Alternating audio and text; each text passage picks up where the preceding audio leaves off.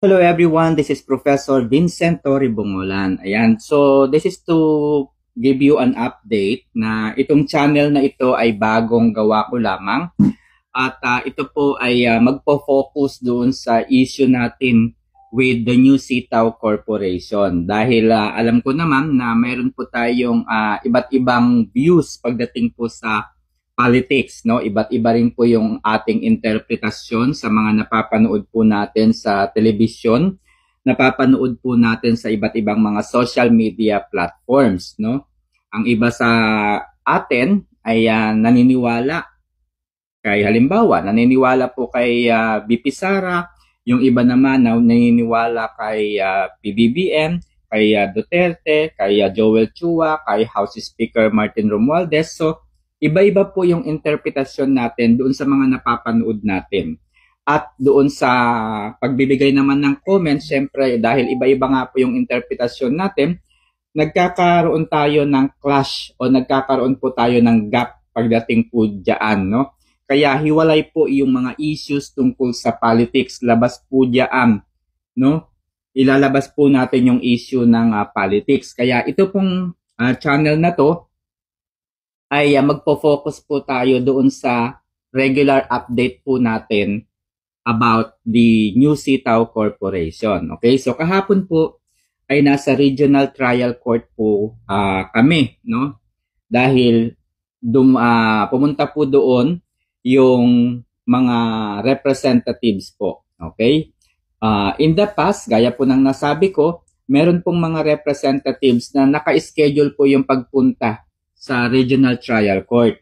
So, kahapon ay nagsumite kami ng motion para yung mga representatives na nauna, yung representatives na mga sumunod, representatives na mga susunod, kapag nag-file na po ng formal complaint itong mga susunod na representatives na to, ay i-consider po ito ng korte na class suit. Ibig sabihin, pagsasama-samahin po yung mga complaint. Yan po yung ginawa natin kahapon. So, yung nag-file po nung una ay isasama o i-consolidate po yun, no? I-consolidate para mangyari pong isang class suit na lamang ang titignan. Hindi po individual na kaso yung isasampa doon sa New Sitaw Corporation. Okay? So, linawin ko lang, yung isinasampa nating kaso ay criminal case, no? Criminal case po ang inuna. Bakit po? Sapagkat ang criminal case po ay mas mabigat po, no? Kumpara sa civil case. So, ano po ang ibig sabihin ng criminal case? Kailangan muna nating mahanap, mapanagot yung mga tao sa sitaw. Okay? Yung mga tao po na nagpapatakbo sa sitaw, kailangan muna silang mahatulan, no, ng criminal case. Okay? Kapag po nahatulan na po sila ng criminal case, saka po tayo magpa-file ng civil case. So yung civil case, dyan po susunod po dyan yung money claims na kinukuha natin. So, linawin ko lang, yung pera po natin ay nakadeposit po sa New Sitaw Corporation. Yung Union Bank, BDO, Swift account, GCash through Paiso, ang nakapangalan po doon sa mga bangko na yon ay New Sitaw Corporation. So, technically, yung mga pera po na idinedeposit natin bilang mga investor ng New Sitaw Corporation ay bangko po yun ng sitaw. Ibig sabihin, tayo po ay investor ng sitaw. Pinalabas lamang po nila tayong seller para po maging makatotohanan at para po itago yung malaking panluloko na ginawa ng sitaw sa atin. So nagpanggap po sila na sila ay e-commerce platform para malito, mauto po tayong mga investor. Pero ang totoo po niyan, tayo po ay investor and not a seller. And I hope na klaro po yan sa atin. Okay. So, yung mga update po, no, ay eto, nag-file na po ng criminal case din po ang i-file ng Securities and Exchange Commission against the New Sitaw Corporation. Criminal case po, nag-file po sila sa Department of Justice. Okay, so maganda po yun dahil magtutulong-tulong po yung lahat ng mga kaso na yan para mas maging mabigat, matibay po yung ating ipinaglalaban. Okay. So, kung inyong matatandaan, nung mga nakaraang taon, 2024, ay meron pong apila ang New Sitaw Corporation sa Securities and Exchange Commission. Nagdesisyon na po ang Securities and Exchange Commission at yung desisyon po nila ay kumbaga na-decline po yung apila ng New Sitaw Corporation. Dahil po hindi na i-present ng maayos yung ng sitaw yung mga hinihingi po ng SEC, nagdesisyon po ang SEC na formal na po na mag-file sila ng complaint against sitaw. So, sumagot na po yung SEC. Ibig sabihin, criminal case po yung isinampa nila against New Sitaw Corporation. So, yun po yung isang update, no? This week. So, pangalawang update po ay meron na pong ibang mga sellers or investors ang nakatanggap ng email mula sa iba't ibang bangko. So, meron po akong isang nakausap na seller po ng sitaw. Chinek po niya yung kanyang spam folder at nandoon po yung email ng bangko. Okay? Ang email po ng bangko sa kanya, tinatanong kung ano yung kaugnayan niya sa sitaw.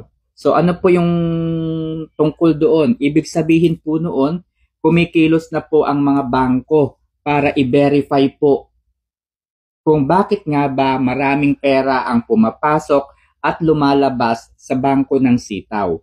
Kaya tayo pong mga seller, malaki po yung posibilidad na makatanggap din po tayo ng email coming from the bank kasi nga bine-verify na po ng mga bangko yung mga bank account po na involved at nagamit po ng New Sitaw Corporation.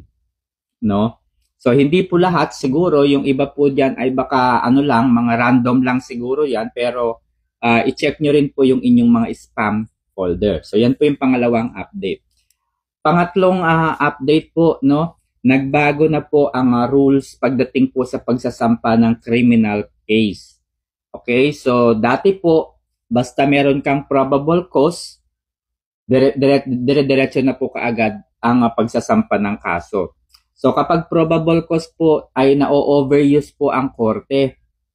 Kasi kahit sino na lamang, basta maisip nila na probable cause ito, may probable cause ito na kasalanan, ganyan, ay pina-file na nila kaagad sa korte. Tapos pag nag-work out na po yung korte, kapag umaksyon na po yung korte, malalaman nila wala lang palang basis, wala palang basihan yung isinampang kaso. So, ang nagiging tendency po nun, dumadami po yung mga kasong natatanggap ng korte, tapos yung iba pala doon ay kalukuhan lamang. So, napalitan na po yung probable cause into substantial evidence na po, no? Meron na pong, kumbaga pinalitan na po from probable cause, dapat ay meron na raw substantial evidence. So, ibig sabihin, yung ipepresenta mo pa lamang doon pa lang sa pagpa-file ay substantial na, enough na para masabi kaagad na mayroong pagkakasala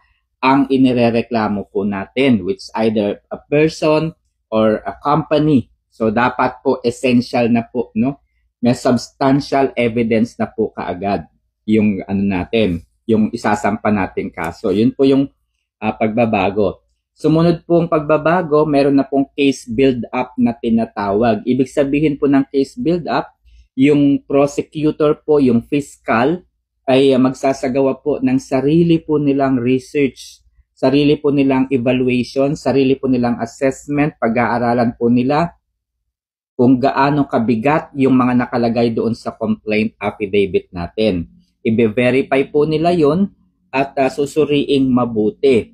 Dahil kapag ako po, for example, nag-file ng affidavit, nag-file ng complaint, tapos peke po, kasi nungalingan po yung inilalagay ko doon, maaari na pong balikan yung taong nag-file ng complaint. Magkakaroon po ng perjury